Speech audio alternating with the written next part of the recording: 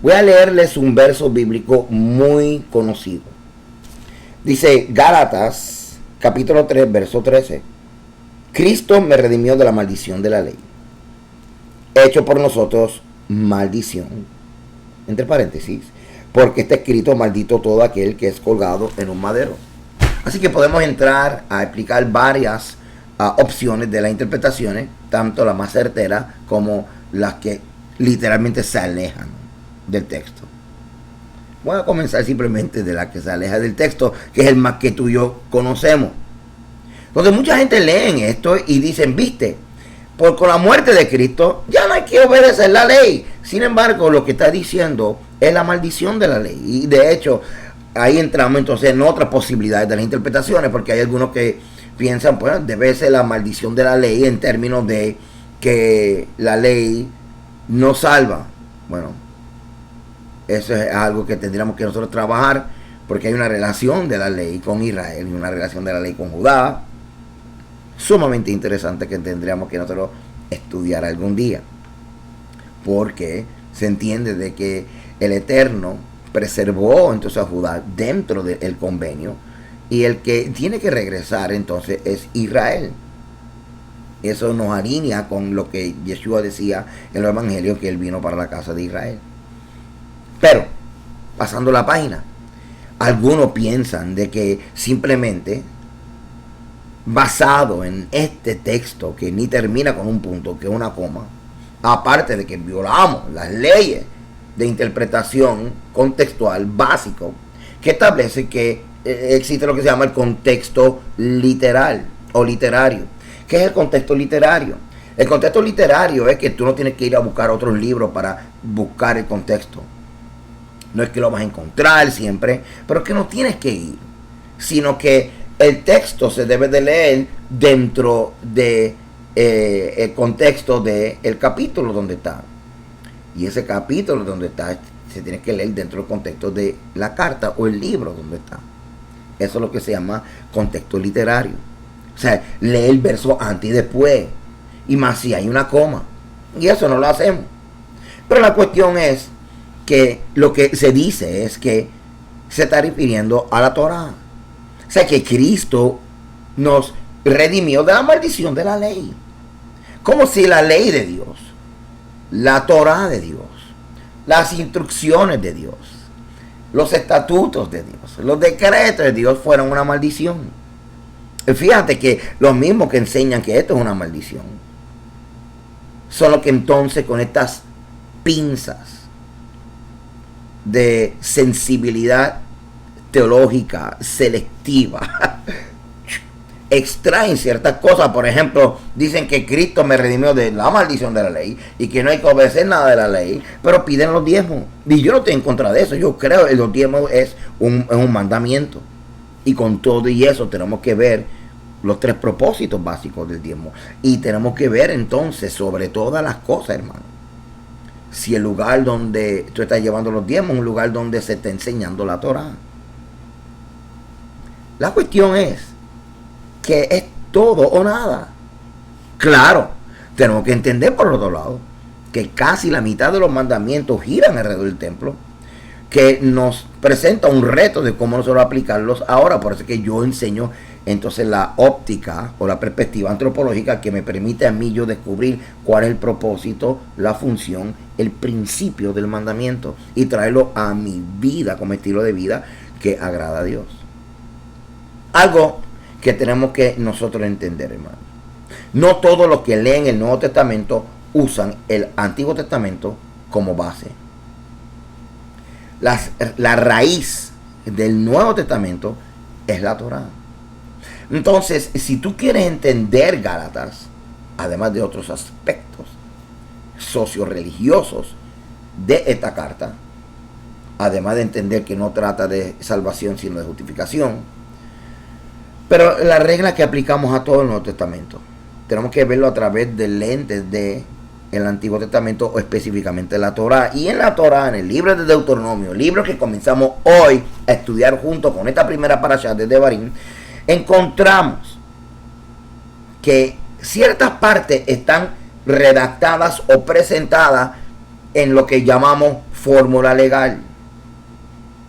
Son como partes de un contrato y lo estamos encontrando en todo Deuteronomio. Si nosotros entendemos esto, vamos a seguir las sugerencias teológicas greco-romanas de lo que significa Gálatas 3:13, que nos dice que la muerte de Cristo ahora nos libera de la maldición de obedecer la ley, como si la ley fuera un castigo para el hombre desde que pecó.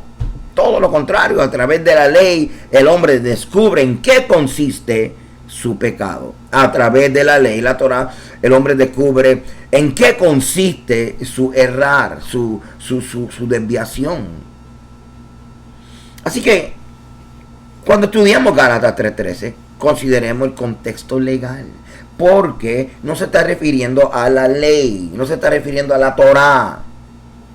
Se está refiriendo a una parte de la Torah, una parte de la ley, una parte del contrato, una parte del convenio, una parte específica que se llama sanciones. Y dentro de las sanciones encontramos las maldiciones que corresponden a los que violan la ley.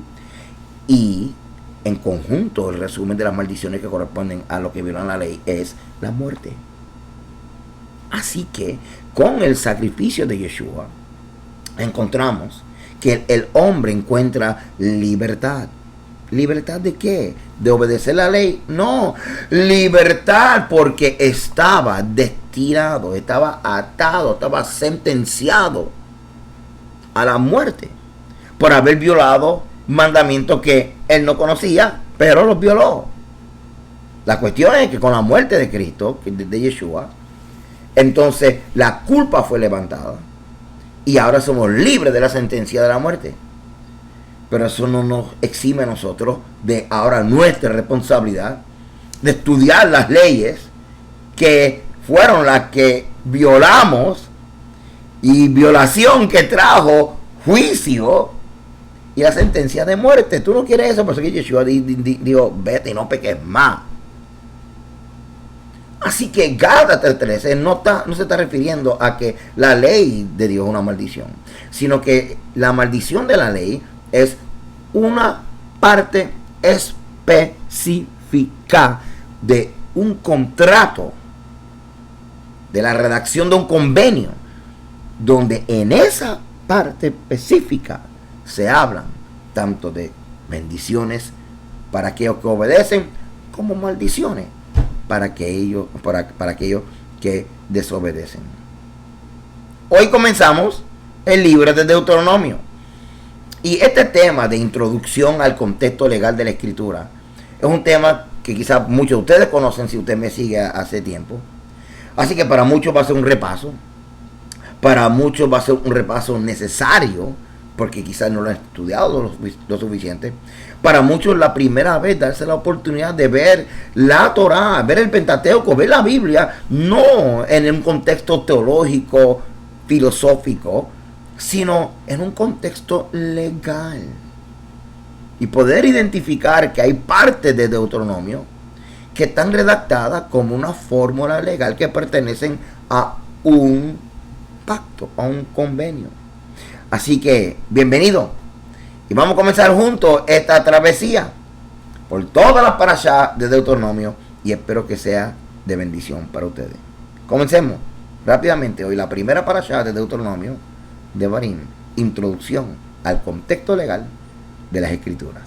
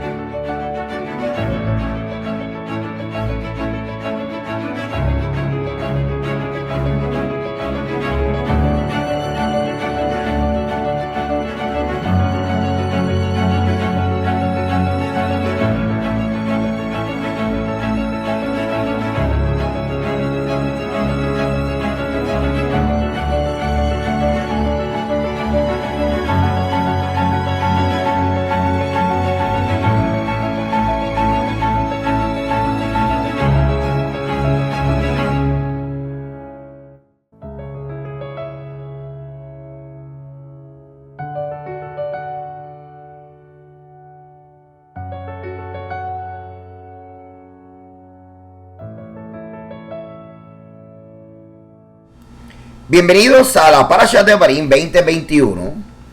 Introducción al contexto legal de las escrituras.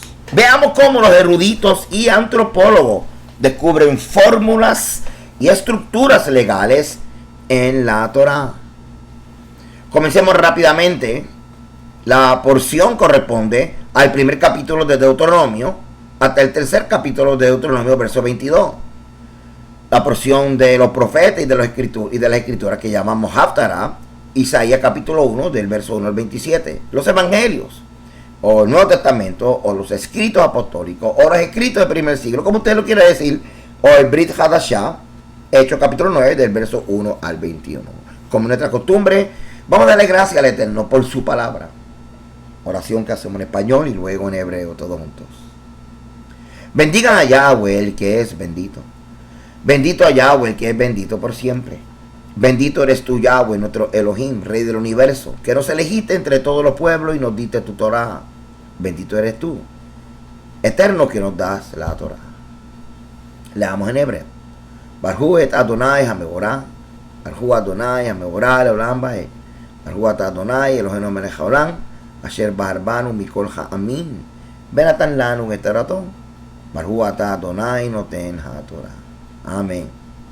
Como siempre les recomiendo, mis amados, aquí en mi página walteragosto.org, o si me estás viendo por YouTube o por Teshuva, ve a mi página walteragosto.org y ahí hay más de 700 y pico de videos de más de una hora y están las parashas de años anteriores. De hecho, en mi página, si te suscribes, tienes la opción de poder bajar a tu computadora o sacarle copia a toda la presentación que preparo para cada una de estas enseñanzas, aparte de otras áreas de enseñanza más avanzadas. Así que tenemos aquí las parashá de años anteriores que usted puede repasar y que espero que le sea de bendición. Comenzamos de Deuteronomio capítulo 1, vamos a ubicarnos, como siempre digo, en el espacio y en el tiempo. Comenzamos. Deuteronomio 1.1. Estas son las palabras de Devarim. Estas son las palabras que habló Moisés a todo Israel. A este lado del Jordán, en el desierto, en el Arabá, frente al Mar Rojo, entre Parán, Tofel, Labán, Hazerot y Tizab.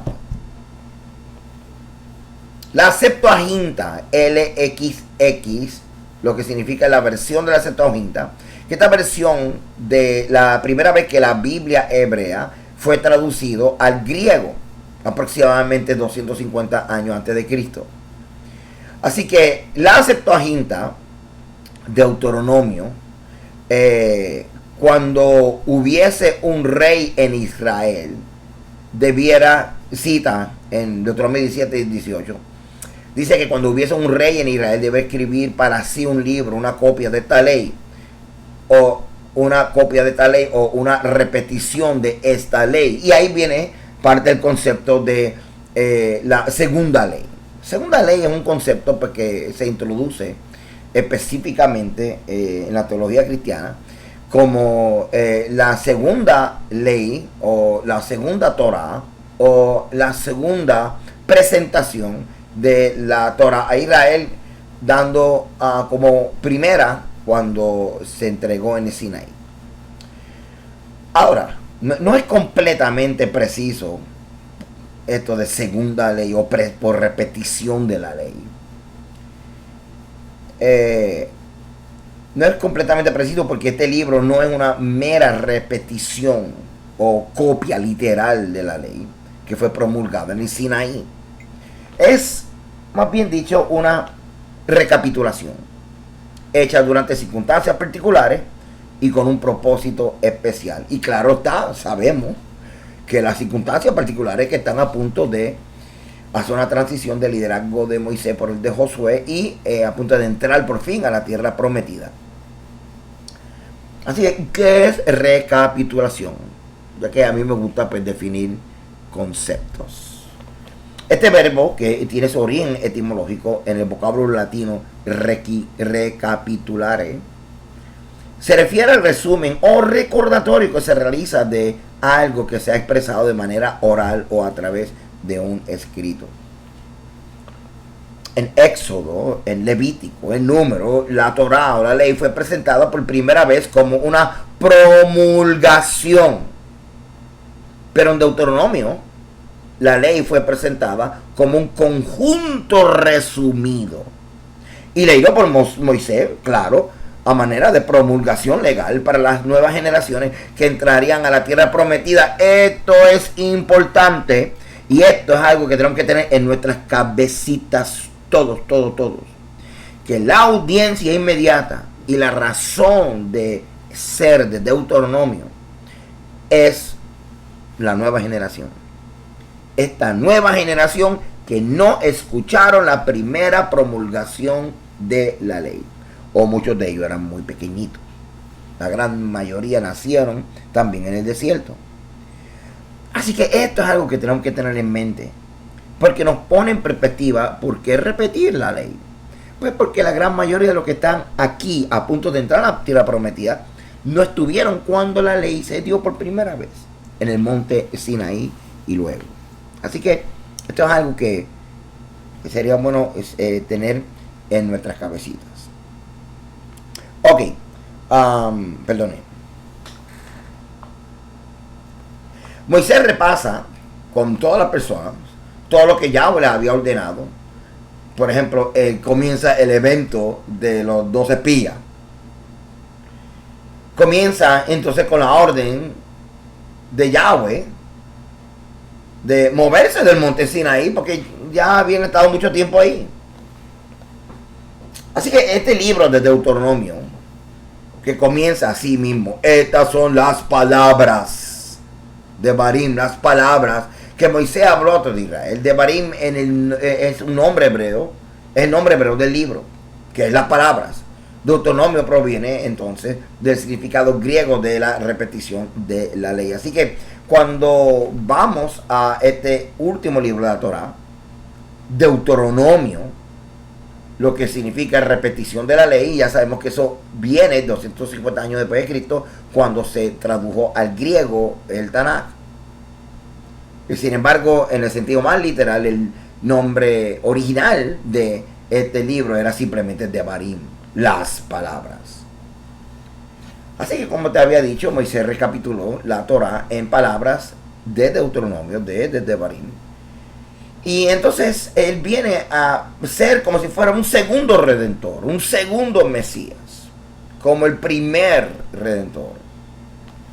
Y esta es la experiencia que está teniendo esta nueva generación. Esta nueva generación está teniendo la experiencia de volver a recibir la Torá y de ver a Moisés en la función del legislador, en la función de el que entrega la ley, pero explicada. Esa es la experiencia de esta segunda generación. Pero vamos más allá.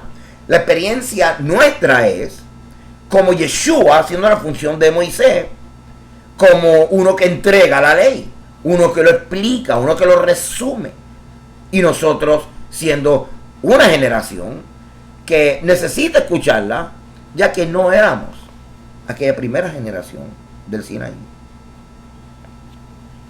Así que aquí hay un mapa donde podamos ver nosotros, más o menos, dónde es que esto está ocurriendo. Y luego usted puede mirar en el mapa y todo lo que está escrito aquí en los primeros versos del primer capítulo de Deuteronomio nos ubica en este lugar, específicamente lo que se llama Plains of Moab, o las llanuras de Moab. Y aquí en el mapa lo estamos viendo bien claro.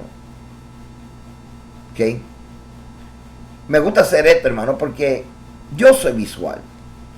Y como que mientras leemos la Biblia, el poder visualizar en un mapa como este, dónde que está ocurriendo los eventos, complementa la experiencia educativa y como que nos ayuda a ver otra dimensión de lo que está ocurriendo, sin hablar el hecho de ir personalmente a Israel y tú conectar con la tierra.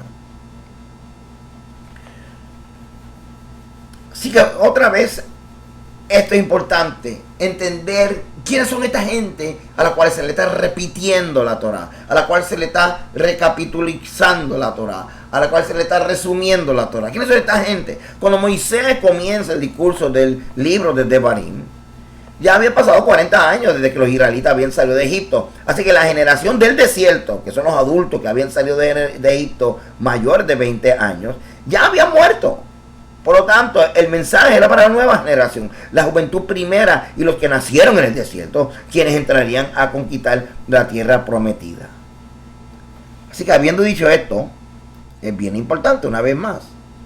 Ahora entendemos y tenemos claro quiénes son estas audiencias inmediatas, por qué se está repitiendo, por qué se está resumiendo la ley, por qué este énfasis de Moisés otra vez repetir y resumir la Torah frente a Israel. Si Israel no lo sabía, no lo conocía, pero esta gente tenía que escucharlo, posiblemente de Moisés, como nunca lo habrían escuchado. Así que Moisés comienza señalando donde los israelitas están en el momento. Y aquí es donde encontramos lo que es la ubicación geográfica que les acabo de hablar. Deuteronomio comienza alrededor de 38 años, 8 meses y 10 días después de la partida del Sinaí, o sea, 40 años después de la salida de Egipto. 40 años, hermano. Y esto que tenemos aquí en el mapa sería la trayectoria final, donde están llegando hasta esta área de las planicies de Moab.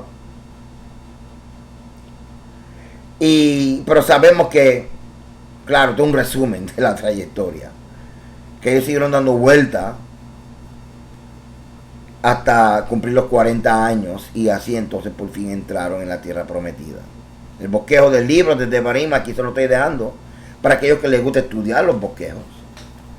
Y tenemos aquí entonces, usted puede sacarle un retrato, screenshot, o aquellos que están en mi página simplemente bájenlo y así lo pueden estudiar. Esta forma estructurada de estudiar es muy importante, nos ayuda a nosotros, como yo digo, montar el rompecabezas. Y por eso es que les traigo el bosquejo para que lo puedan estudiar. No es lo mismo simplemente abrir la Biblia y leerlo corrido que leerlo en este bosquejo. También este es un resumen de lo que de 3 distinciones de lo que son las características de convenios del Antiguo Medio Oriente que encontramos en el libro de Deuteronomio.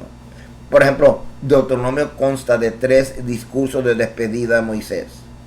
Y los discursos de despedida de un líder o de un héroe eran típicos del Antiguo Medio Oriente. Deuteronomio es una exposición de cada uno de los 10 mandamientos en orden. Así que es como una versión ampliada de los 10 mandamientos. Y Deuteronomio sigue el modelo del antiguo tratado del Antiguo Medio Oriente, que es lo que vamos a ver, porque los antiguos tratados de Medio Oriente tenían una estructura y tenían unas partes específicas, y las vamos a encontrar en el libro de Deuteronomio. El contenido de Deuteronomio incluye, dentro de lo que son estilos literarios, narrativa, ley, poesía y exhortación. Antes de entrar a estudiar la estructura legal, vamos a hablar un poquito acerca de los hititas. Y por te digo, y si tú me has seguido, ya tú conoces los hititas, ya son primos tuyos, ¿ok? ¿Por qué voy a estudiar los hititas?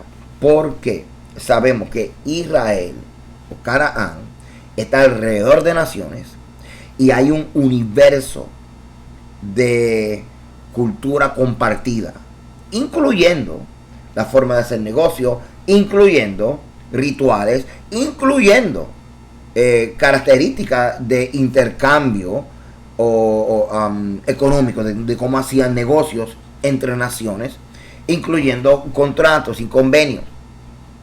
Así que estudiando los convenios de estas naciones que están alrededor de Canaán, podemos nosotros tener una idea bastante certera de cómo pudiesen ser los contratos, los convenios en el antiguo Israel, entendiendo que la Torah contiene este formato y estas fórmulas.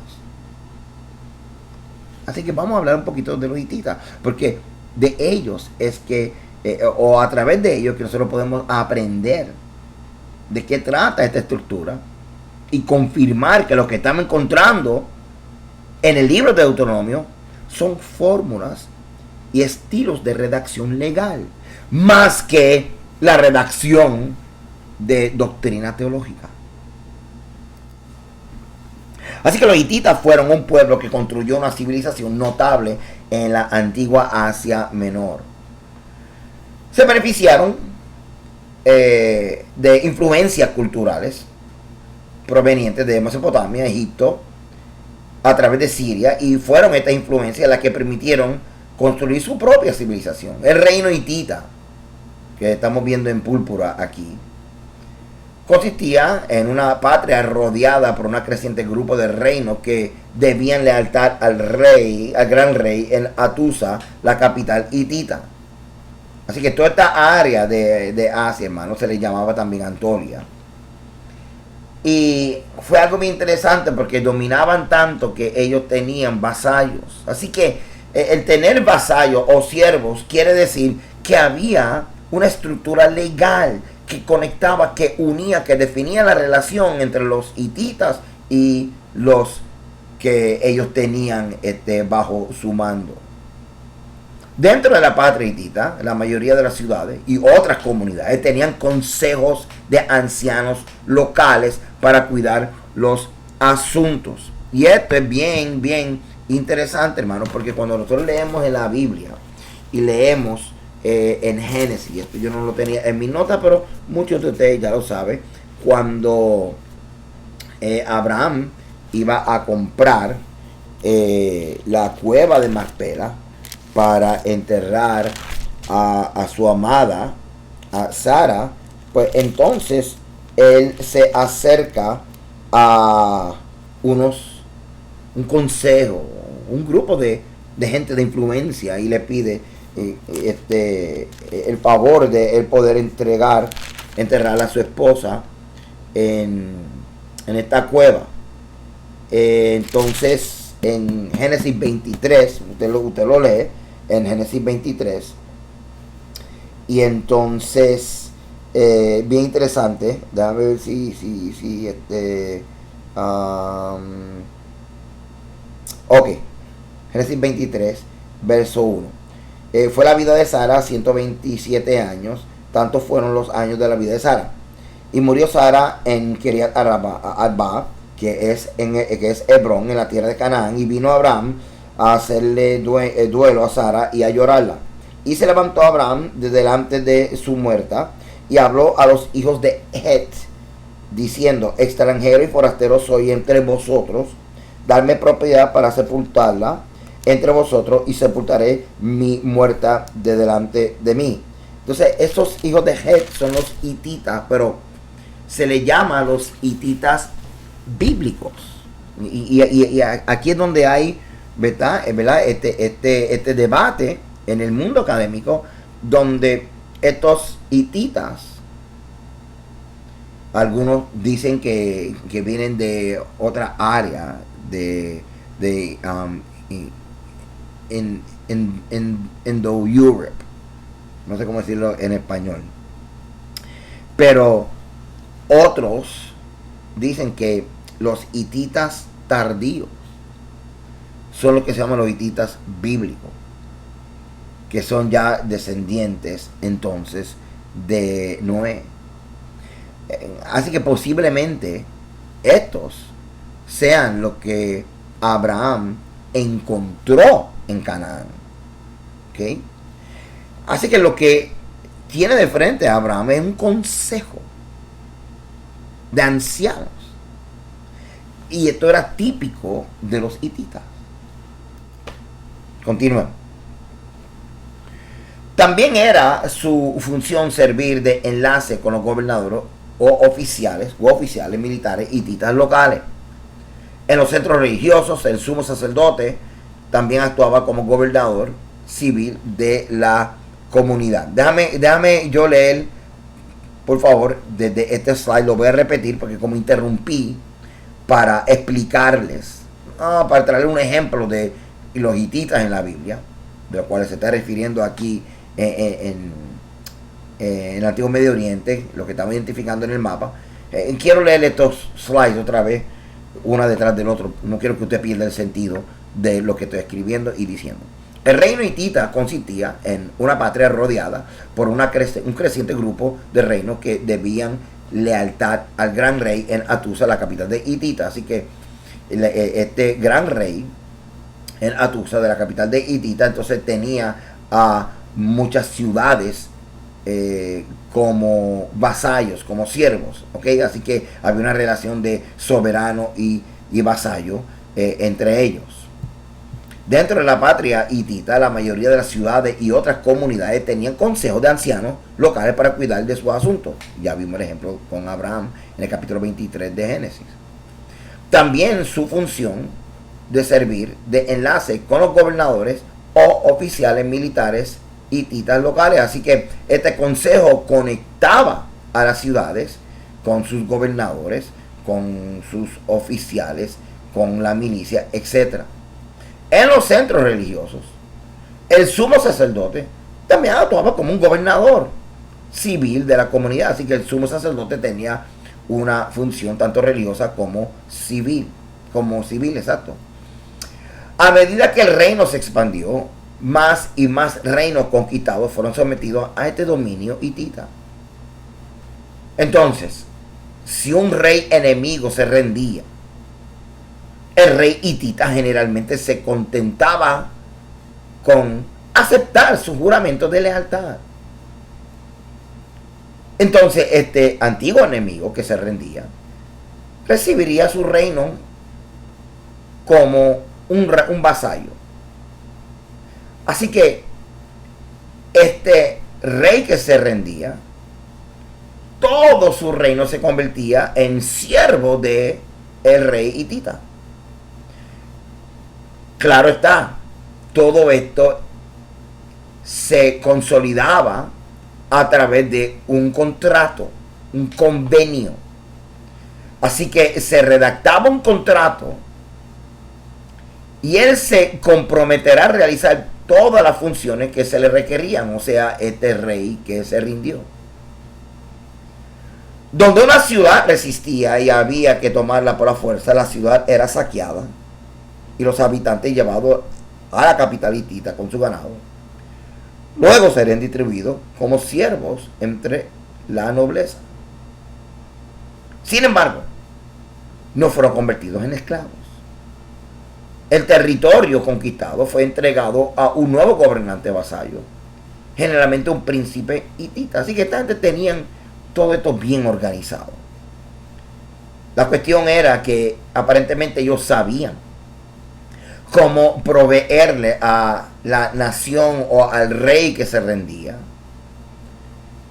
una vida respetuosa, funcional. Lo único que se debían lealtad el uno al otro, especialmente el rey, que era siervo, era vasallo junto con su gente, pero no al límite, el extremo de ser lo que tú y yo llamaremos esclavos. Ok. Una de las cosas que del siglo XIX en adelante se comenzó a encontrar era evidencia arqueológica, especialmente en escritos en estilo cuneiforme, de contratos antiguos entre naciones, entre ciudades, entre comunidades. Y se comenzaron a estudiar las estructuras, el formato de estos contratos. Así que veamos un momento estructuras de redacción legal antigua que encontramos en el libro de Deuteronomio, paralelos a los hititas.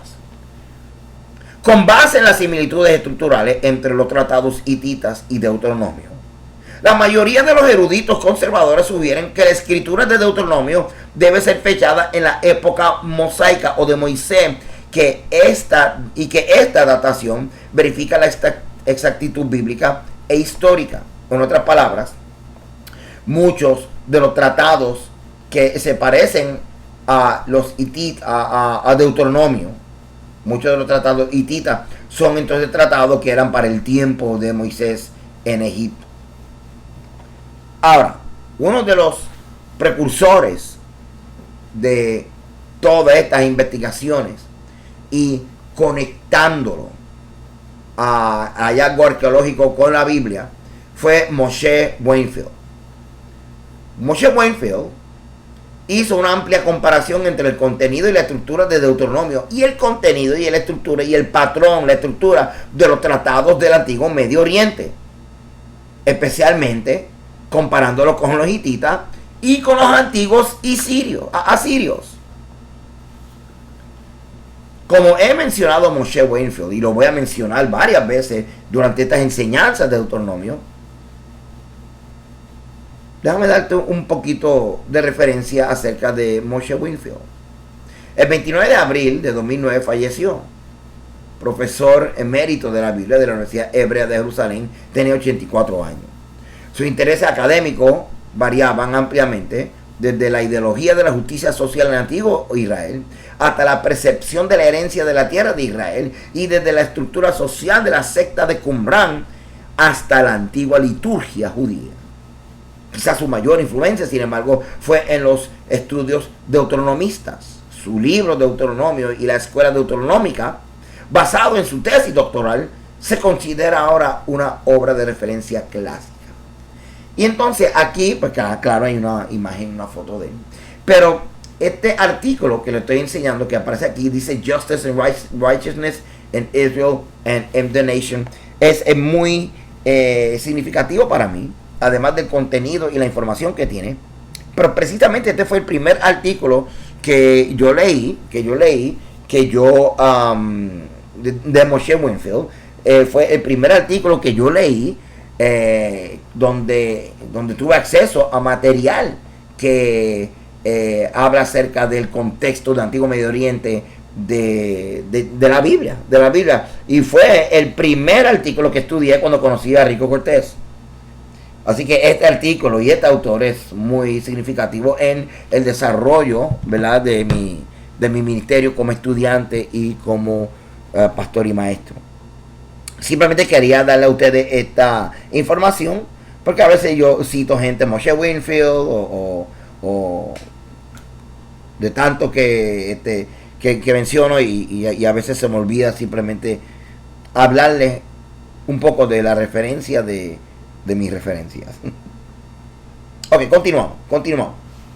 Así que Moshe Wainfield, él proporcionó ejemplos de tratados asirios y arameos del siglo IX hasta el siglo XVII antes de Cristo, y que exhiben este patrón estándar, y concluyó que había una relación, una continuidad en la forma tradicional o general de los tratados estatales en el Antiguo Medio Oriente, desde la época del Imperio Hitita hasta el neoperiodo asirio. Sin embargo, Wainfield vio las similitudes más fuertes con los tratados de vasallos de Echardon. Así que cuando usted lee, que son los tratados asirios, básicamente, ¿ok? Cuando usted está leyendo material académico y dice tratados de Asiria o VTE, lo que está hablando es de estos tratados asirios, ¿ok?, que tratan del año 672 a.C. Él propuso que la forma literaria de Deuteronomio está más cerca de estos tratados neoasirios, particularmente los tratados vasallos de Echardon, que los tratados de los tratados de mediados del segundo milenio antes de Cristo. Así que él vio, ¿ok?, y como está esta propuesta de cuándo fue que se escribió Deuteronomio, que existe la posibilidad de que se volvió a escribir, se volvió a recopilar, a untar, a reeditar para luego del exilio.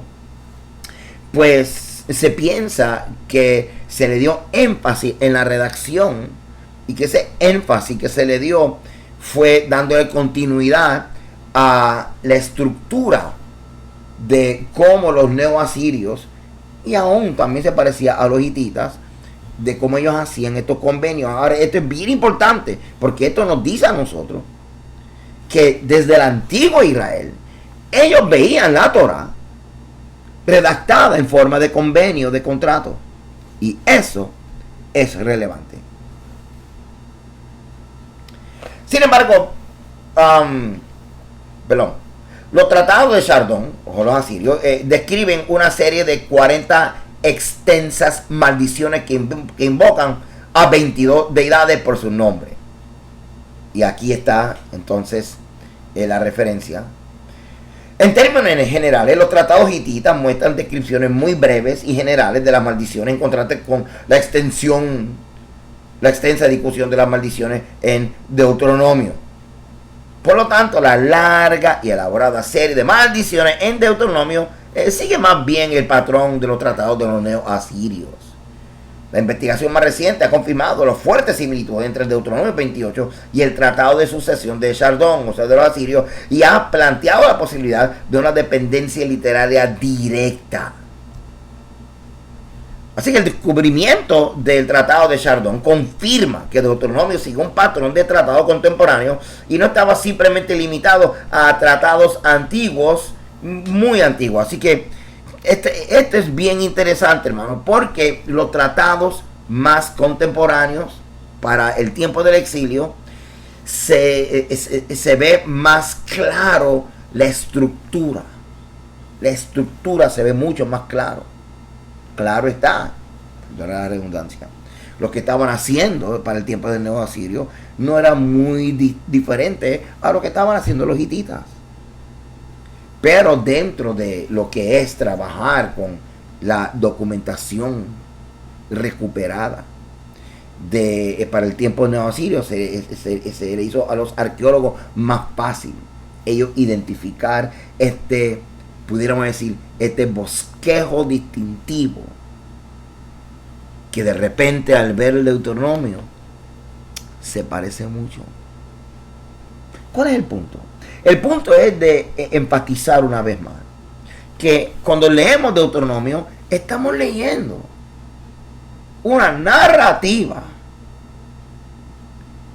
que contiene elementos legales que se le llaman fórmulas legales, que son frases que se usan en tratados.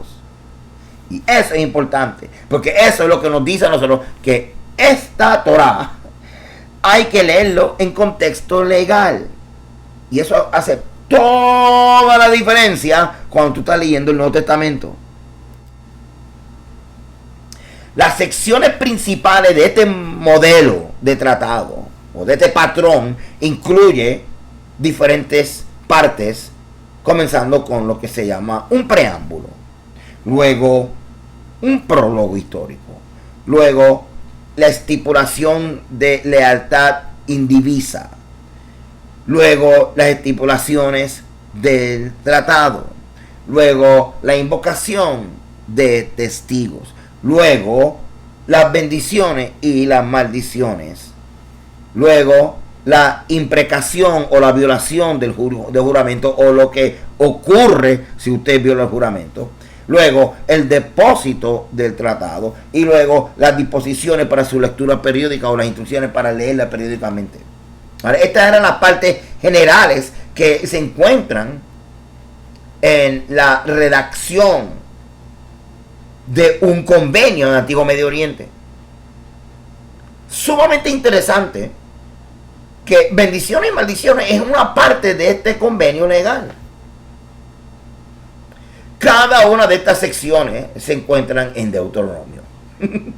Sin embargo, los tratados de primer milenio generalmente carecen de varios componentes que se pueden encontrar consistentemente en los tratados hititas, como el prólogo histórico, las bendiciones y la disposición del tratado. Ahora, este es bien interesante porque estamos viendo que mientras más antiguo los convenios, menos bendiciones vemos.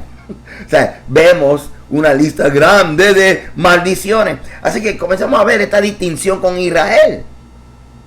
Que Israel, a pesar de ser tan antiguo, una de las cosas que se diferenciaba Israel, su convenio, de los demás convenios es que mientras los demás tenían maldiciones, y no tan detallado, pero tenían varias maldiciones, carecía de la parte esta de bendiciones. Israel tenía tantas las maldiciones, pero también bendiciones.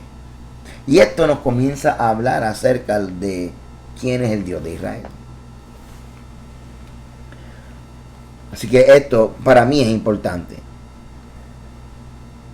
La secuencia de los componentes del tratado en Deuteronomio también es más típico de los tratados hititas. Así que vamos a ver que Deuteronomio tiene como que de los dos. Tiene elementos de los convenios neosirios. Pero también tiene un patrón bien parecido, secuencial, de los documentos hititas.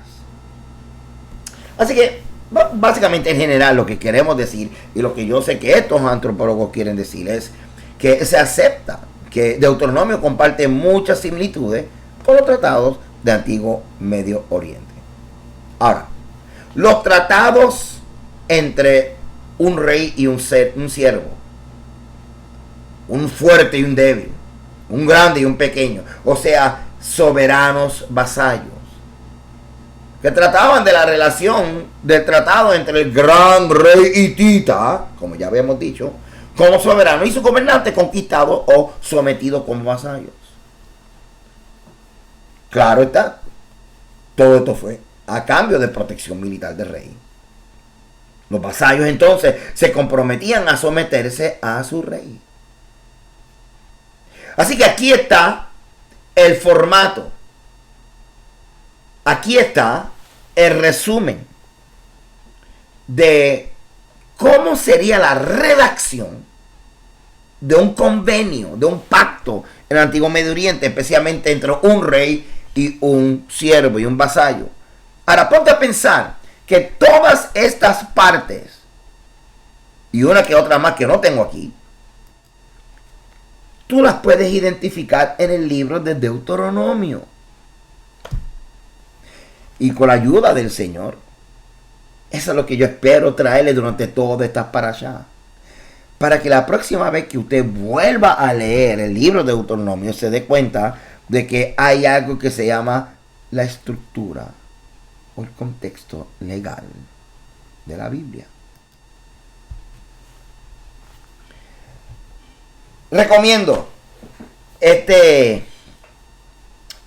artículo. Voy a recomendar varios artículos. Por ejemplo, los primeros 3 capítulos de Deuteronomio, lo que está haciendo es que está repitiendo eventos que fueron relevantes en la historia de Israel. Por eso es que comienza con este repaso, como de lo de los 12 espías y cuando negaron entrar en la tierra, etcétera.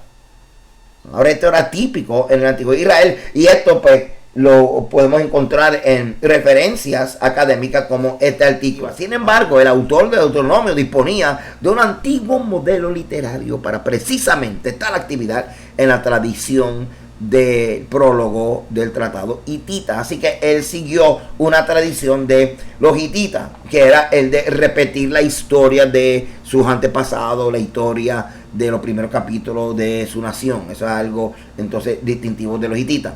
A revisar los sucesivos tratados entre el reino hitita y los reyes de Amurru, y entre el reino hitita y los reyes de Ugarit, vemos en cada caso que la historia se vuelve a contar una y otra vez, y que las diversas versiones del mismo evento difieren marcadas entre sí. Así que lo que estamos viendo, hermano, es que siempre como que en la introducción de estos convenios se hace como un resumen de cómo nació la nación o eventos relevantes que el que está haciendo la proclama o el que está hablando quiere que esta generación conozca parte de la historia. Y a veces vemos que se contradecía en algunos detalles de los eventos en los diferentes convenios que se encontraba con los hititas. Pero es ok, porque es como cuando alguien añade algo, le quita algo. Eso no quiere decir que entonces en la Biblia hay una discrepancia, digo, no hay, se está contradiciendo. Acuérdate que también en la narrativa de seres humanos. Así que es interesante lo que están diciendo aquí.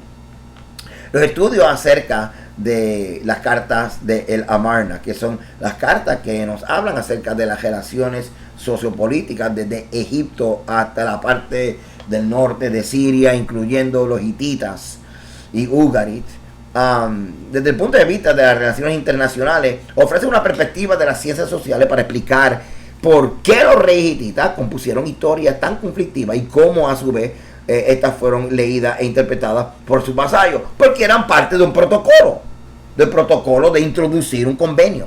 Así que esta práctica literaria tiene implicaciones para nuestra comprensión de los relatos históricos de Deuteronomio del 1 al 3, en el contexto del Pentateuco, la Torá, donde se encuentran otras versiones contradictorias de estas mismas historias. Así que si alguien dice, aquí hay una discrepancia que hay que resolver, usted va a decir, ¿sabe qué? Esto ocurría también en los contratos de Antiguo Medio Oriente. Cuando el rey Tita hacía un convenio con el de Urru, pues entonces cuando él traía esta parte del prólogo y donde hablaba acerca de la historia pasada de la nación, traía una versión. Y cuando entonces iba a hacer el convenio que hizo con Ugarit, también añadía que quitaba, le explicaba. Como cuando tú y yo contamos cosas que a veces añadimos, quitamos o simplemente obviamos o olvidamos algunas cosas. Pero, tú sabes, hay que con lo suave de vez en cuando también. Así que el Deuteronomio se presenta entonces como un discurso de despedida pronunciado por Moisés poco antes de su muerte. Ahora, la forma del testamento que se le da al libro parece peculiar, pero tiene antecedentes posiblemente también en el método egipcio de difundir una enseñanza moral. Ahora, ya aquí estamos hablando acerca de el espíritu o el formato o el estilo de Moisés hablar o simplemente ver a este hombre en vez de entregar un contrato por escrito. De repente lo estamos viendo como él lo está dictando en este capítulo de su vida, que es el último capítulo de su vida. Así que es como si fuera dando un testamento, además de promulgar la ley de Israel. Así que la mayoría de las instrucciones de la sabiduría egipcia se vistieron en forma de testamentos de reyes y visires, o sea, los virreyes, a sus sucesores. De hecho, el libro de Deuteronomio es una especie de manual para los futuros reyes de Israel, escrito por escribas, al igual que las instrucciones para los reyes egipcios y las de Mesopotámico. Así que cuando estamos viendo que después del exilio se conserva el documento de Deuteronomio y se hace una edición y se sigue preservando el documento a través de los escribas, se confirma, hermano, la misma estructura como cuando los egipcios tenían estos documentos escritos por los escribas para las futuras generaciones. Los discursos de despedida en todo este cuerpo de Deuteronomio están vinculados a una ceremonia de sucesión vinculada por pacto, una ceremonia atestiguada en el imperio neoasirio en los tratados de vasallos BTI. Ahora, esto es importante también porque estamos viendo también que el estilo de Deuteronomio parece exactamente cuando se está pasando el batón en una sucesión de liderazgo. Todo esto, hermano, es importante porque nos confirma una y otra vez la sucesión, la transición entre un liderazgo y otro, y que hay un contexto legal en esta transición, porque también se hacía en la cultura neoasiria y así está plasmada en sus convenios. Así que todas estas fórmulas, todas estas estructuras legales que encontramos en documentos neoasirios o hititas y lo encontramos en Deuteronomio, nos confirman una vez más que Deuteronomio es una fuente rica de contexto legal de Antiguo Medio Oriente, traduciendo y transmitiendo el mensaje del Eterno a Israel. Ok, aquí estamos viendo un mapa Y en este mapa lo que estamos viendo es lo que se llama las planicies o las llanuras de Moab, que es donde está ocurriendo el libro de Deuteronomio, donde está ocurriendo la sucesión de Moisés y Josué. Vamos a leer. Ok. En Deuteronomios 3:23. Y oré a Yahweh aquel tiempo diciendo: Señor Yahweh, tú has comenzado a mostrar a tu siervo tu grandeza y tu mano poderosa, porque ¿qué Dios hay en el cielo ni en la tierra que haga obras y proezas como las tuyas? Pase yo, te ruego, y ve aquella tierra buena que está más allá del Jordán, aquel buen monte, el Líbano. Pero Yahweh se había enojado contra mí a causa de vosotros, por lo cual no me escuchó. Así que todo esto está ocurriendo aquí, y es la sucesión de Moisés y Josué en las llanuras o planicies de Moab. Así que en el libro de Deuteronomio, como convenio entre un soberano y un vasallo, lo que está ocurriendo en las llanuras de Moab es la sucesión de Moisés y Josué. Y así que usted puede seguir leyendo Deuteronomio 3, 23, 29, y eso es lo que está ocurriendo. En el libro de Deuteronomio, el capítulo 31, tenemos lo mismo.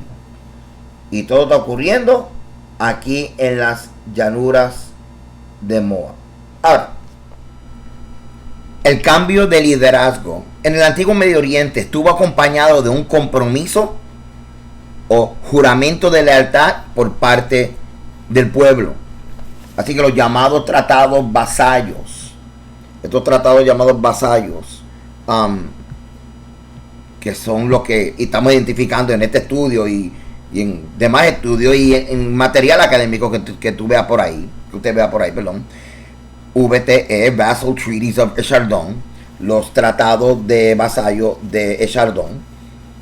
Estos son los típicos de asirio, de neoasirio, que Moshe Weinfeld está utilizando para comparar también con el material que se encuentra en Deuteronomio. Acuérdate de todo esto para poder entender qué está ocurriendo en la narrativa en Deuteronomio. ¿Ok? Entonces, tienen esto en común. Ahora, aquí hay dos cosas ocurriendo, además de una sucesión de liderazgo. Porque sabemos, como cuando leímos, déjame ver si lo busco por aquí. Déjame ver si lo encuentro por aquí. Ok, aquí lo tengo. Voy a cambiar el slide. ¿Te acuerdas cuando leímos? Estas son las partes, estas son partes, hermano, del convenio. Estas son las partes del convenio. Entonces, así como está el preámbulo, está el prólogo histórico, las estipulaciones que son los mandamientos, estipulaciones específicas que son otros decretos, otros estatutos. Entonces, esta parte de las bendiciones y las maldiciones, esto lo vamos a ver más profundo.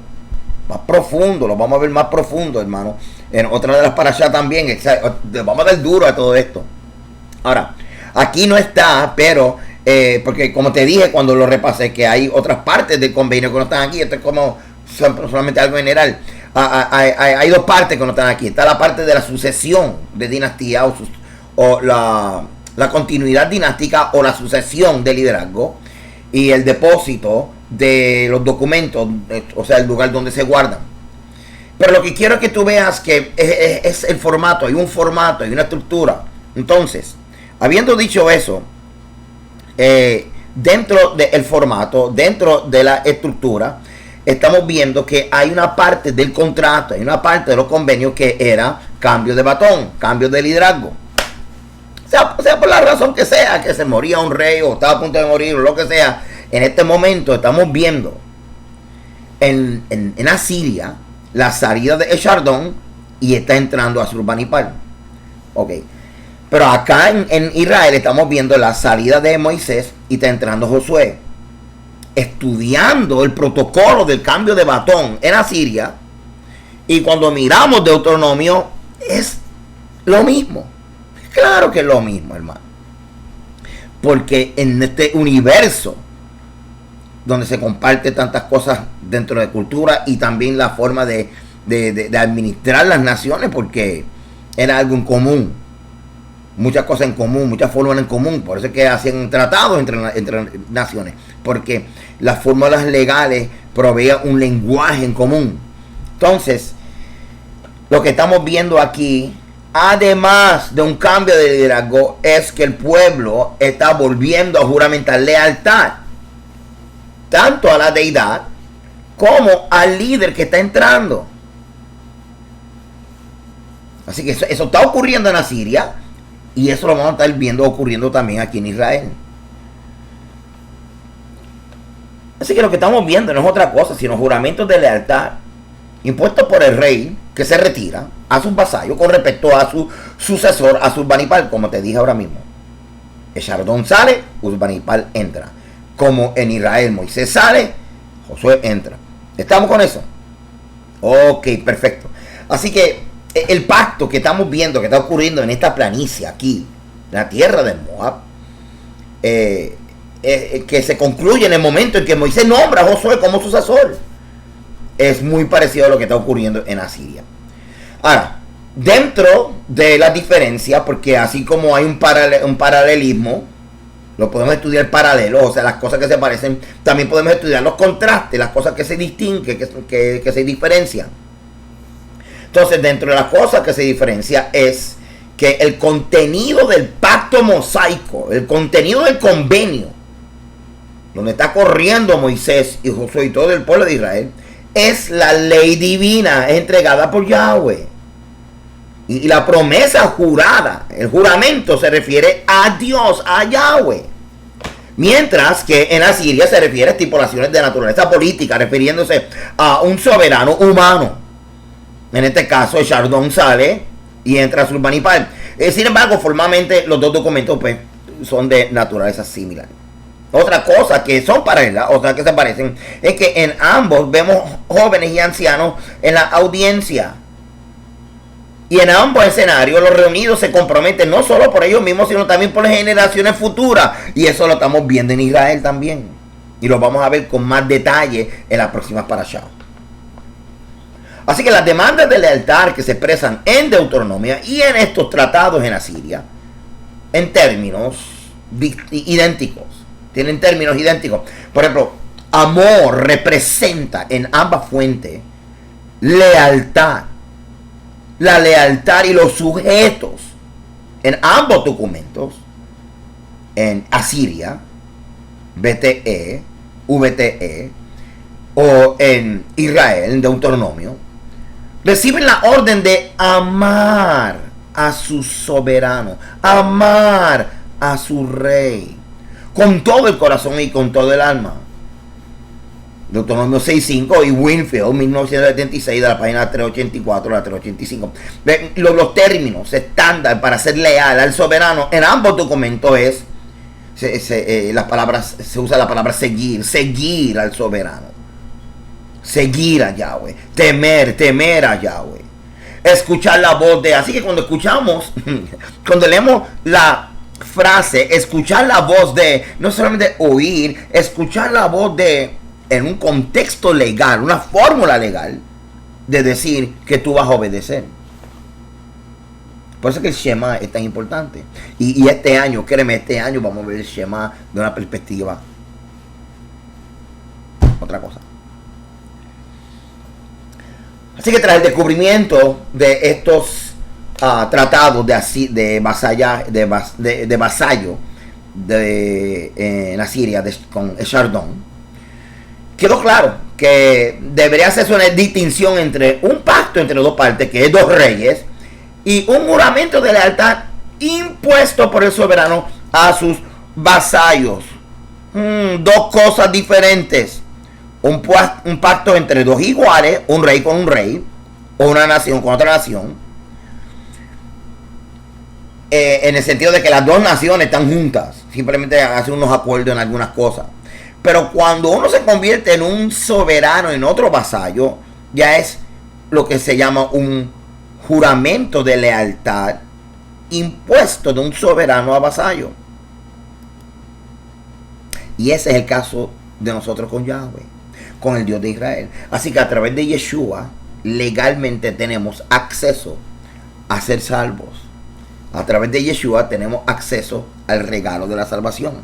A través de Yeshua tenemos acceso a ser parte de la única nación que tiene convenio con Yahweh. Ahora, este convenio es un convenio de juramento, de lealtad al soberano, donde el soberano impone sus condiciones, impone los mandamientos, impone los decretos. Por eso es que si tú no lo estudias en el contexto legal, vas a caer en el error que nos lleva a la teología grecorromana de pensar que nosotros podemos traducir códigos legales, mandamientos, a términos morales. Por ejemplo, el Shabbat, cuando dice que nosotros separemos y santifiquemos el séptimo día, si tú no lo ves en un contexto legal como una de las estipulaciones de un convenio, teológicamente tú vas a malinterpretar y a conveniencia, movido por un antisemitismo inconsciente, hacer la distinción que no se parezca muy judío y decir, pues Dios lo que quiso decir con el cuarto mandamiento es que saquemos un día para descansar. Pues ¿sabe qué?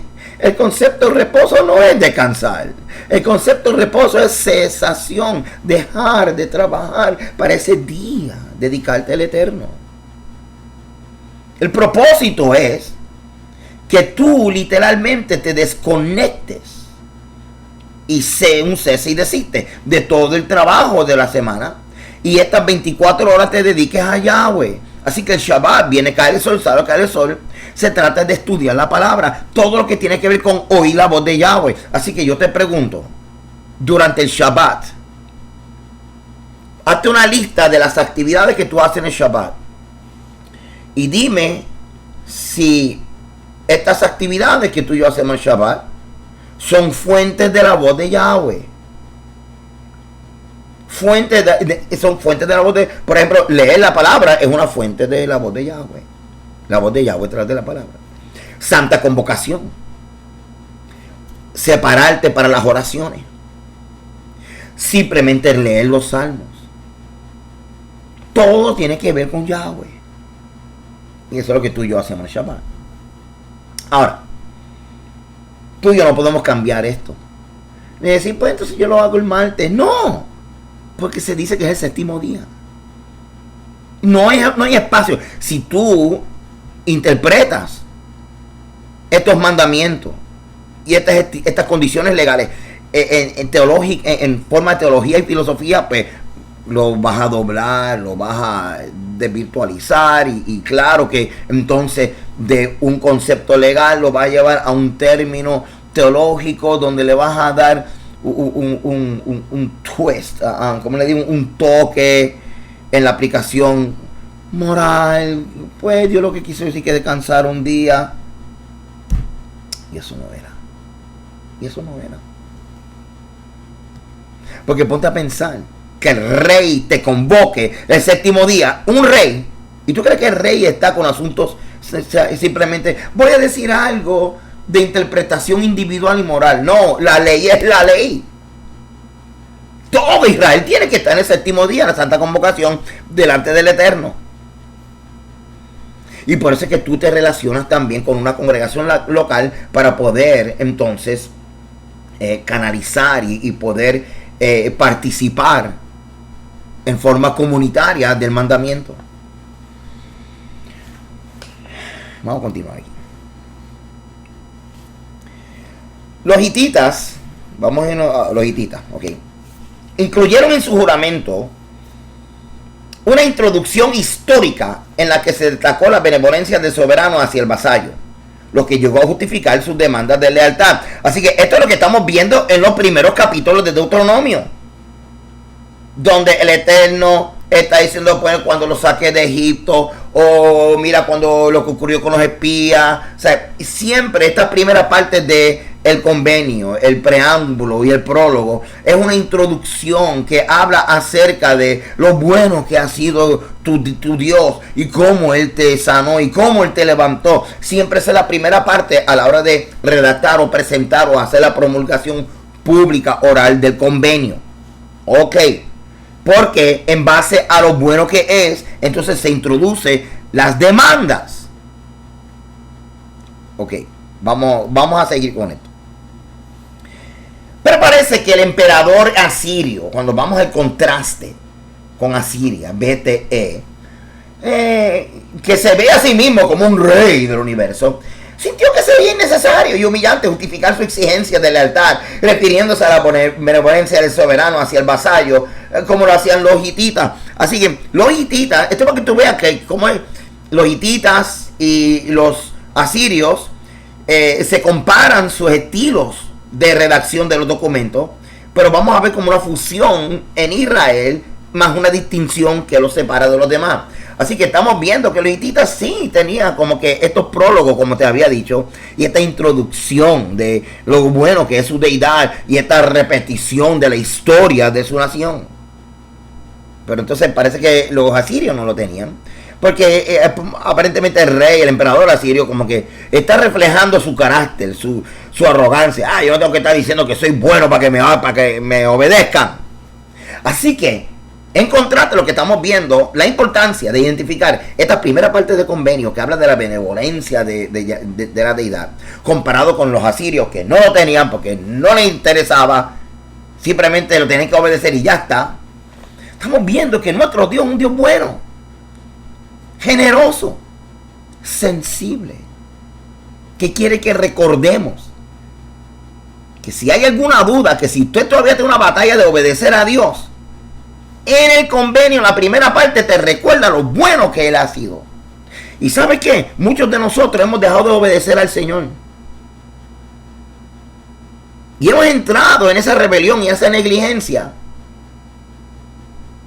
Y una cosa es desobedecer a Yahweh. Y otra cosa es el proceso negativo que está ocurriendo en la persona que está desobedeciendo a Yahweh. Y estoy hablando de gente que antes guardaba Shabbat, de gente que antes guardaba los mandamientos y ahora no. ¿Qué eso ocurre? Lo que nosotros decíamos antes. Ay, se fue de la iglesia, se apartó de la fe. Pero ahora estamos viendo ahora en términos legales lo que está ocurriendo. Porque a la luz del convenio, viendo que las primeras dos partes hablan acerca de la historia de la nación y de lo bueno que ha sido el Dios de esa nación, cuando el pueblo desobedece es porque está pasando por alto lo bueno que ha sido Dios. Y es contraproducente y contradictorio y un enunciado de hipocresía decir: yo amo a Dios y tú no estás obedeciendo estos mandamientos. Porque si tú desobedeces los mandamientos, es porque adrede, sabiendo la historia de tu nación, sabiendo lo bueno que ha sido Yahweh, como quiera tú desobedeces. Tú estás en una crisis espiritual, legal, y tú tienes problemas. O sea, estás en una situación difícil.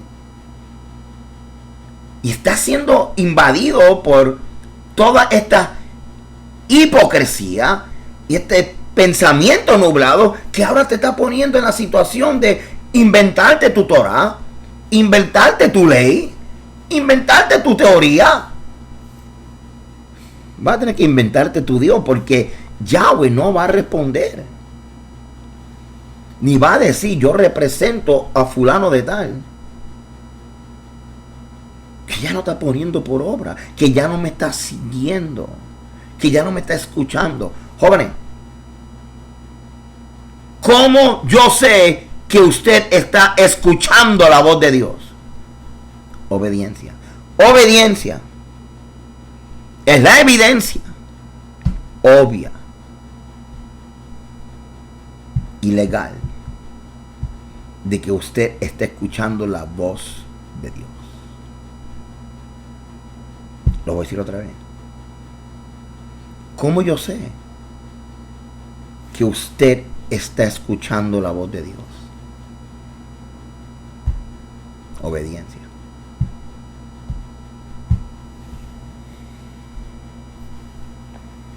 que los asirios dijeron, yo no tengo que decirte si fui bueno o malo, me tienes que obedecer y punto. No hicieron promesas al vasallo, ni le otorgaron bendiciones, sino por el contrario, aumentaron y ampliaron la lista de amenazas y maldiciones para aterrorizarlos. ¿Cuánto están viendo la diferencia entre el Dios de los asirios, representado en su emperador, y Yahweh? Vamos a ver este artículo. The function of the oath in the ancient Near Eastern International Treaty es una de mis recomendaciones para que usted siga, ¿verdad?, en sus estudios. Ahora, quiero leerte algunas cosas interesantes de Deuteronomio 7:9 y algunos versos y te voy a explicar algo. ¿Ok? Conoce pues Yahweh, tu Dios, que es Dios fiel, que guarda el pacto y la misericordia a los que le aman y guardan sus mandamientos hasta 1000 generaciones. Deuteronomio 7:9. Vamos a leerlo otra aquí. Porque recta es la palabra de Yahweh y toda su obra es hecha con fidelidad. Salmo 33:4. Porque recta es la palabra de Yahweh y toda su obra es hecha con fidelidad. Ok, Salmo 119:75. Conozco, oh Yahweh, que tus juicios son justos y conforme a tu fidelidad me afligiste. Ok, ¿qué es lo que estamos viendo aquí? Sabemos, hermano, que política es política. Y en los convenios, donde habían dos iguales, un rey con otro rey, donde los dos eran reyes, y que la creación del convenio era por conveniencia de ambos, o sea, porque estaban estableciendo un convenio de leyes de asilo político, etc. Ok. Pues ninguno de los dos convenía fallarle al otro, porque si no se iba a disparar una guerra, iba a costar dinero y whatever. Ahora, existía la posibilidad de que un vasallo, por X o Y razón, tuviera que someterse bajo el cuidado, el amparo de un rey fuerte, sea porque fue después de una guerra o por situación económica o lo que sea, y ese rey fuerte dependía, era como en Judá, en Israel, a veces habían reyes buenos, habían reyes malos. En el caso de esta relación de un soberano y un vasallo, al vasallo se le exigía fidelidad y lealtad. Y se esperaba que una de las ofertas básicas y fundamentales que daba el rey soberano era protección. Pero como todo era política, no era de extrañar si el rey fallara en cumplir su parte, sea porque negoció con otra nación o lo que sea. Así que siempre se esperaba que el débil, el que necesitaba, el vasallo, siempre fuera leal y fiel. Pero en el caso de el rey, por situaciones políticas, podía cambiar de parecer, por conveniencia política. Yahweh como rey no es así. Él no es político. Él es fiel a su palabra. Él es leal. Y ese carácter de Yahweh es lo que trae estabilidad a Israel. Por eso es que tú y yo podemos descansar, podemos confiar, podemos tener paz. Porque mi rey no cambia. Mi rey no cambia. La gente cambia. Y hoy día la gente pues dice, bueno, los tiempos han cambiado, todo es diferente. Bueno, es verdad, los tiempos han cambiado y veo un chorro de cosas diferentes. Pero mi rey no es diferente. Y esta palabra no es diferente. Esta palabra no cambia. Aquí todos los mandamientos. Y de los mandamientos florecen los valores que nos deben distinguir en esta sociedad que está en total locura.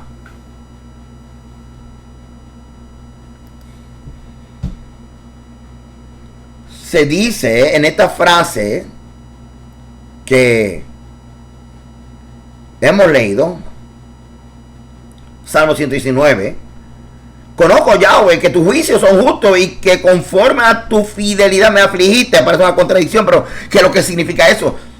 Significa que Yahweh es fiel a las bendiciones, pero también a las maldiciones, pues toda es la suma de su verdad. Y habiendo explicado lo que te dije, que el así como se esperaba que el vasallo siempre fuera fiel, el rey de Israel, comparado con los demás, que no era político, siempre era fiel, siempre era leal. Habiendo dicho eso, volvemos a leer estos versos. Conoce pues a Yahweh tu Dios, el Dios fiel, que guarda el pacto y la misericordia a los que le aman y guardan su mandamiento hasta 1000 generaciones. Salmo 33:4, porque recta es la palabra de Yahweh y todas sus obras hechas con fidelidad. Así que Yahweh es fiel a sus bendiciones, Él es fiel a las maldiciones, porque todo es su verdad.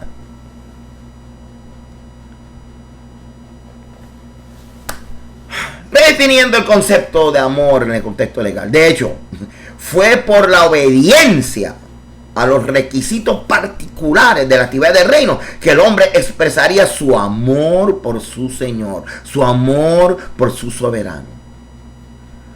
El significado de la ley, del amor en los pactos bíblicos está iluminado, está representado por el uso del término amor en los tratados antiguos. En estos textos es la adhesión fiel a las directivas, a las condiciones, a los mandamientos del Señor Supremo, lo que se llama amor. Al jurar lealtad al soberano, como tú y yo hicimos, cuando confesamos a Cristo, cuando declaramos que creemos que el Padre levantó a Yeshua de entre los muertos. Romanos capítulo 10 y su contexto es Deuteronomio 30. Los vasallos a veces declaraban, amaremos a nuestro Señor. Y un vasallo que desee despejarse de la sospecha de infidelidad protesta porque es el sirviente y amigo del gran rey, literalmente uno que ama al soberano. ¿Estamos? Juramentar lealtad, juramentar fidelidad, era lo que alejaba toda sospecha de que alguien tuviera alguna raíz o algún indicio de rebelión. Porque jurar lealtad era literalmente amarrar tu alma. Esto era vida o muerte. O te sirvo o muero. Porque entonces fallarle al rey caía en la categoría, si pudiéramos decir, de infiel y de rebelde.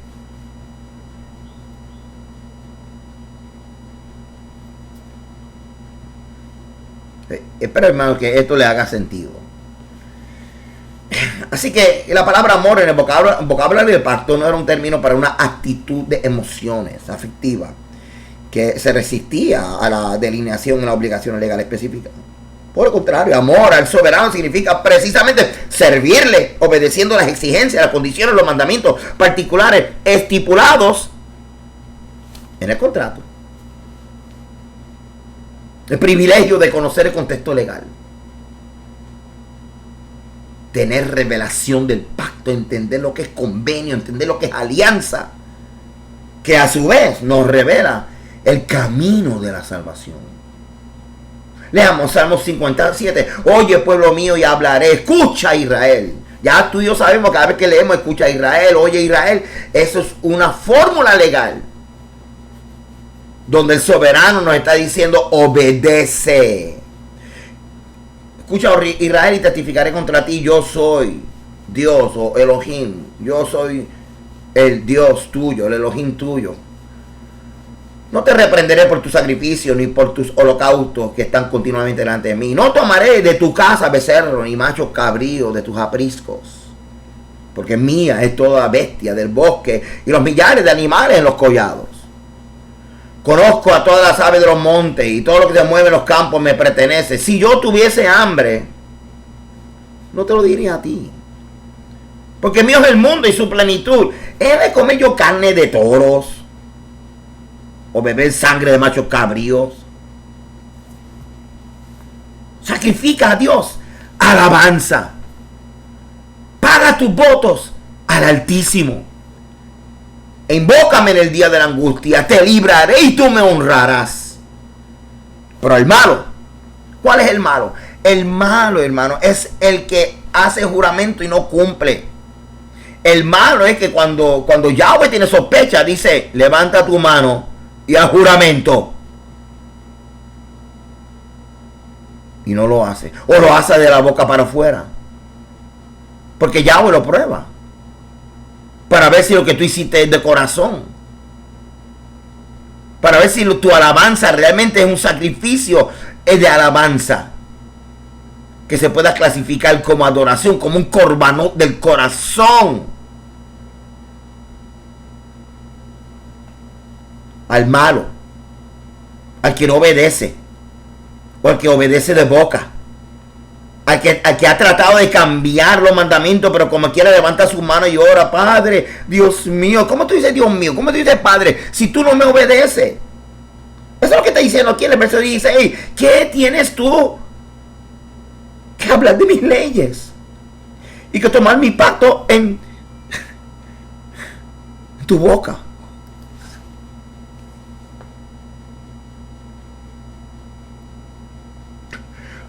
Yo no sé si nosotros estamos conscientes del contexto legal. Hermano, el contexto legal, cuando tú lo entiendes, va a desbaratar tu corazón, va a coger tu corazón y lo va a hacer canto. Mira lo que Yahweh está diciendo. Él está diciendo, tú has cambiado mis leyes, los guardas como te da la gana. Dice que tienes una relación conmigo. Pero las condiciones que yo te impongo, tú no las vives. Después hablas de mí. Usas mi nombre. Hablas de mis leyes. Aunque tú las aplicas como te da la gana. Dice, ¿quién eres tú para mencionar ni aun el nombre Shabbat? No, este es grande. Yo voy a leer esto otra vez. Parece que no lo hemos entendido. Pero al malo, dijo Dios. ¿Quién es el malo? El malo es el que invoca y no obedece. El que dice y realmente no tiene. Dice, mira lo que el Eterno dice. ¿Qué tienes tú que hablar de mis leyes? Y que tomar mi pacto en tu boca. Pues tú aborreces la corrección y echas a tu espalda mis palabras. Mira, hermano, yo te digo una cosa. Yo he leído este salmo.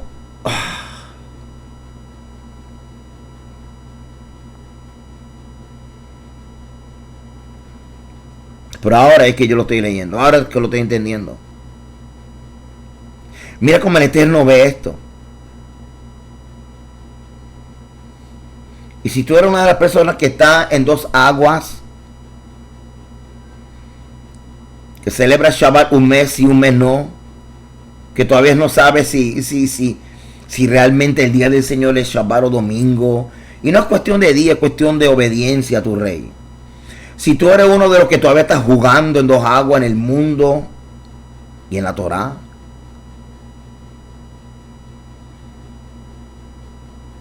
en la luz de Hebreo, hermano, y esto también lo vamos a ver en las parashá. Esto es como jugar a brincar cuica encima de la sangre de Yeshua. Cuica es cuando tú estás brincando con una soga, como que vacilando, cogiéndolo livianamente y brincando encima de la sangre de Yeshua, que es igual a traer vergüenza al Espíritu de gracia, Hebreo capítulo 10. Entonces, mira lo que el Padre, mira el celo del Padre, pero esa le dice, tú que estás viviendo el Shabbat como te da la gana, ¿qué tú haces aún hablando de mi Torah? Cállate la boca. ¿Qué tú haces hablando de mi Torah? Cállate la boca. Ni pongas en tu boca la palabra reposo, ni pongas en tu boca la palabra Shabbat. ¿Quién eres tú? ¿Tú no guardas mis leyes? ¿Quién eres tú para estar aún hablando de mis leyes? Mi hermano, yo te digo una cosa, yo he leído este verso, pero este es un buen verso para leerlo en la noche antes de Yom Kippur. Y créeme, hermano, que estas parashá de Devarim, de Deuteronomio, si esta primera es poderosa y pesada, usted no se imagina lo que viene por ahí, porque el Señor, a mí el Señor me ha baratado, me ha hablado. Y yo espero que también esto sea una experiencia real para cada uno de ustedes, mis hermanos.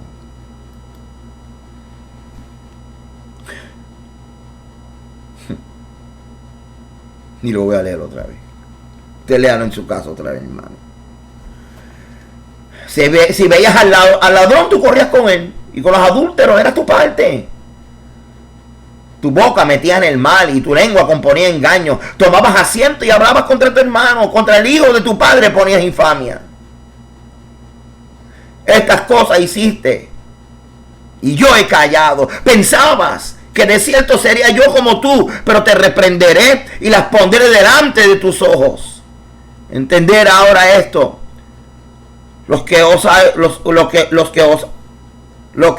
olvidáis de Dios, no sea que os despedace y no hay quien os libre. El que sacrifica alabanza me honrará, y el que ordenare su camino le mostraré la salvación.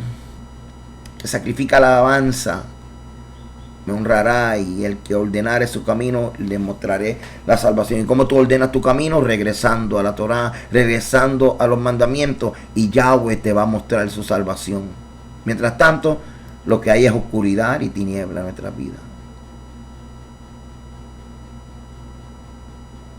Es tiempo de solo estudiar el contexto legal de la Escritura, y es tiempo de dejar el relajo religioso,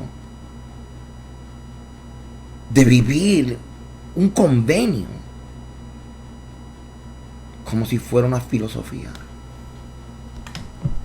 Tú decides. Tu filosofía, tu forma de ver estas cosas, o te humillas como un siervo y acabas de decirle a tu Señor: no sea como yo quiero, sino como tú. Amado, espero que esta primera parasha de Devarim haya sido de bendición para su vida.